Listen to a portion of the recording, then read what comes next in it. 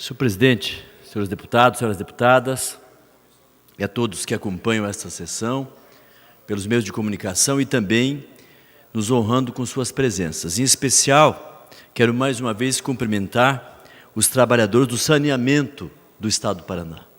Aqui são trabalhadores da Sanepar, mas também aqui trazem a preocupação dos trabalhadores das empresas municipais, da SAMAIS também.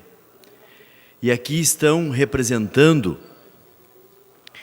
o direito de milhões de paranaenses que têm o direito de ter água boa, água de qualidade, têm o direito de ter o saneamento, né, como a captação e tratamento de esgoto, tem o direito, porque isto é saúde.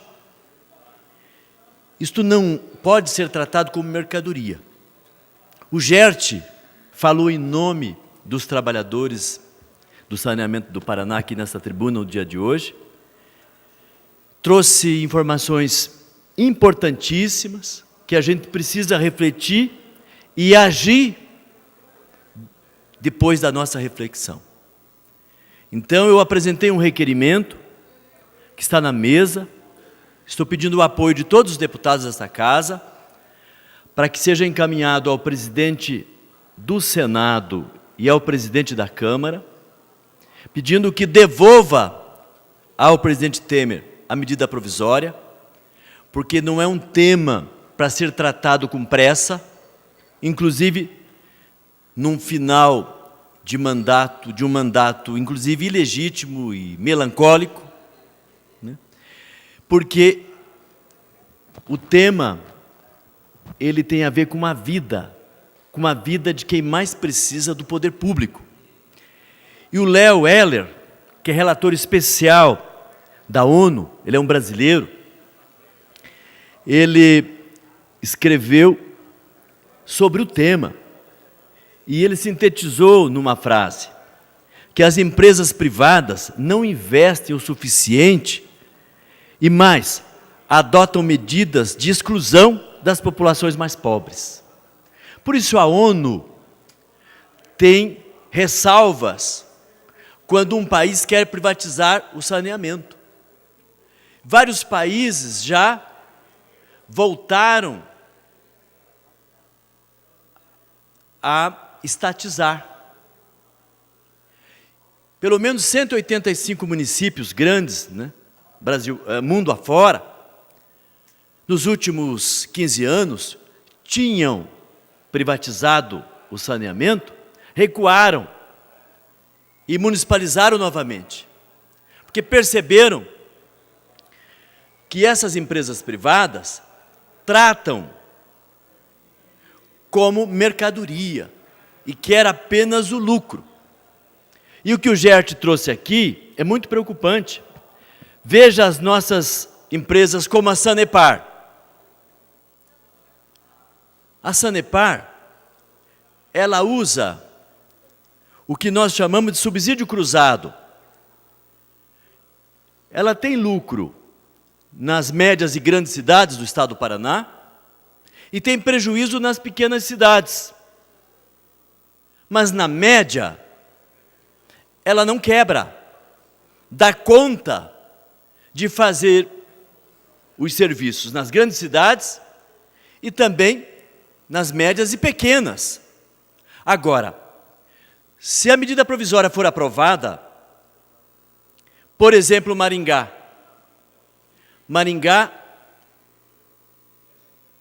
aí não pode renovar a concessão com a Sanepar, sem antes perguntar se não tem empresa privada querendo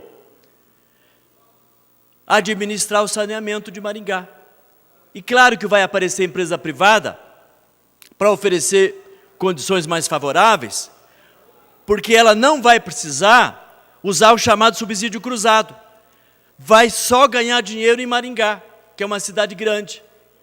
Ela não tem a obrigação de atender cidades pequenas. Deputado, Vossa Excelência tem 1 minuto para concluir. Eu vou usar o horário do PT, senhor presidente. Pois não. Então, veja o que acontece. Aí as grandes empresas, inclusive estrangeiras, vão se interessar, porque é um negócio. Aí vão querer Curitiba, Cascavel, Maringá, Londrina, Ponta Grossa, Foz do Iguaçu, vão querer as grandes cidades. Vão ganhar muito dinheiro. E as pequenas cidades vão ficar para quem?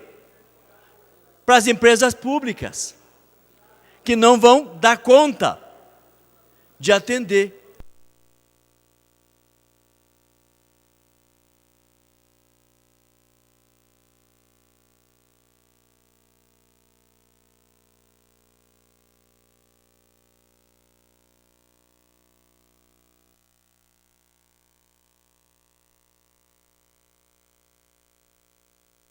Eu quero mais uma vez aqui chamar a atenção de todos que estão acompanhando esta sessão, para a gente se levantar, para a gente somar com os trabalhadores do saneamento do Estado e do Brasil, nesse momento em que o presidente da República aproveitou inclusive o jogo do Brasil com a Bélgica, para naquela noite assinar a medida provisória, publicá-la, encaminhar para o Congresso. Está aproveitando agora o período eleitoral, quando estamos fazendo disputa eleitoral, para querer passar lá na Câmara e no Senado essa medida que é um absurdo, porque isso atenta contra a saúde do povo brasileiro. Então, por isso, eu quero aqui, mais uma vez, cumprimentar, na sequência, deputado Anibele, quero cumprimentar os sindicatos aqui do Paraná, que representam e representam muito bem os trabalhadores do saneamento, que se levantaram, se somando aos demais trabalhadores dos demais estados, fizeram no dia 30 de agosto um dia nacional de luta, e aqui no Paraná, caminharam junto com professores e funcionários de escola, também na rememoração do 30 de agosto, denunciando esta medida provisória. E comparece a esta casa para pedir o apoio de todos os deputados e deputadas. E aí a gente sintetizou o pedido dos trabalhadores do saneamento no requerimento, que ao final será então certamente aprovado para encaminhar para a Câmara e para o Senado. Deputado Anibele. Obrigado, deputado professor Lemos. Gostaria de parabenizar Vossa Excelência pelo encaminhamento. Quero aqui me somar também nesta luta contra essa medida provisória. Somos do mesmo raciocínio, da importância da empresa pública, da importância, no caso do Paraná, da Sanepar e dos seus servidores. É muito claro a importância de ser pública para que ela possa vir com uma água de qualidade, mas não a esse preço absurdo que fizeram, porque dobraram o lucro do sócio privado para poder ganhar com a questão da água. Isso não pode acontecer. E é importante que todos os candidatos a governo que se coloquem claramente, demonstrando a sua biografia em favor ou contrária, e o que ele entende sobre a questão da Sanepar.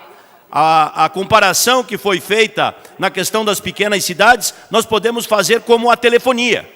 A telefonia ela não chega nas cidades menores. Em compensação, nas cidades grandes tem o 4G, toda hora tem tecnologias diferentes. Por quê? Porque existem muitas pessoas que utilizam esse serviço altamente lucrativo. Do ponto de vista da água, seria da mesma coisa. Portanto, nós temos que valorizar a nossa empresa pública e automaticamente os servidores. Por isso, somos também contrário e contem conosco nesta luta em favor das empresas públicas. Muito obrigado. Eu que agradeço o pronunciamento de Vossa Excelência. E aqui nós recebemos um material produzido pelos trabalhadores que denuncia a medida provisória da sede.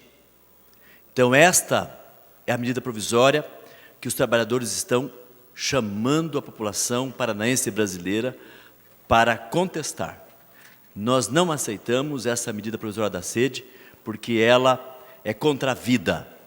E a gente tem que colocar a vida acima do lucro. A vida tem que estar em primeiro lugar. Quero também, senhor presidente, rememorar aqui, né, os 30 anos do 30 de agosto. Na última quinta-feira, nós rememoramos, porque no dia 30 de agosto de 88, nós saímos da Praça Santos Andrade, nós professores, funcionários de escola, para chegar ao Palácio Iguaçu, pedindo uma audiência com o governador Álvaro Dias, que era o governador da época, porque ele tinha desrespeitado uma lei que nós conquistamos no governo José Richa. A lei que conquistamos no governo José Richa era a lei do piso de 3 salários mínimos. E ele resolveu usar um decreto do presidente Sarney, que era chamado salário mínimo de referência, reduzindo então o piso inicial dos professores do Paraná, não respeitando o salário mínimo nacional.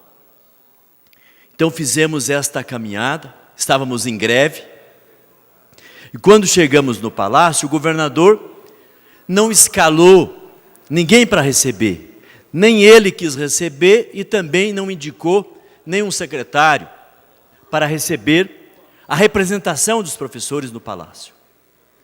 E determinou então que a polícia recebesse. E aí tinha um comandante da polícia que deu ordens para, com cavalos, pisotear os professores e professoras que estavam na frente do palácio. Deu ordem também para que jogasse bombas, né, sobre os professores e professoras. Então foi aquele fatídico 30 de agosto, de triste memória, ficou como um dia de luto e também de luta dos trabalhadores da educação no Paraná. Então, todos os anos, nesta data, nós repetimos esta caminhada. E fizemos no último dia 30 de agosto. E fomos até o palácio, e desta vez, levando uma pauta de reivindicação, que foi tratada com o governo, pela direção da APP Sindicato. E aí, nós queremos que a governadora atenda a esta pauta, antes das eleições, algumas antes do término do ano letivo.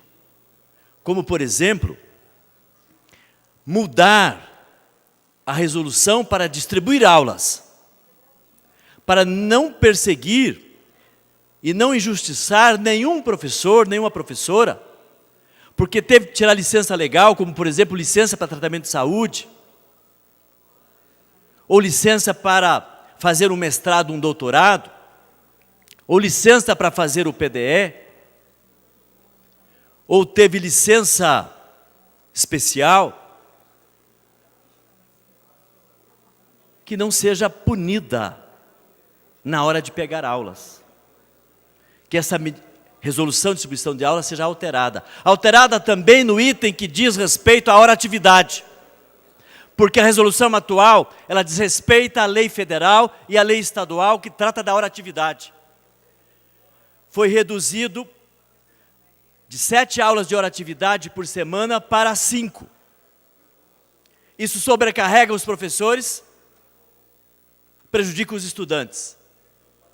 Porque a hora-atividade, segundo lei federal, inclusive lei esta assinada pelo presidente Lula, determina que no Brasil inteiro, a educação básica, o professor tem o direito de ter, no mínimo, 1/3 da jornada de trabalho como hora-atividade. E 1/3 são 7 aulas de hora-atividade aqui no estado do Paraná, período de 20 horas, e não 5 aulas. Então, que essa resolução também resolva. Deputado, Vossa Excelência tem um minuto para concluir. Para concluir, senhor presidente, resolva essa injustiça contra os nossos professores. Que também aquelas faltas que foram dadas de modo ilegal, inconstitucional, durante paralisações e greve legal da categoria, seja também suprimida do histórico funcional para não prejudicar a evolução na carreira. E que o PDE seja chamado novamente para que possa formar turma no início do ano, que o edital tem que ser publicado agora. Que possamos ter também a reposição salarial dos professores e servidores da educação e os demais servidores do Poder Executivo. Isto antes das eleições, para respeitar o que diz o artigo 37 da Constituição brasileira. E os demais itens da pauta, que eu não tenho tempo para mencioná-los aqui, que também sejam acolhidos e atendidos, porque o Estado tem condição, sim, de atender. Para concluir, por favor. O Estado tem, sim, todas as condições para atender a pauta da educação e dos servidores do Estado.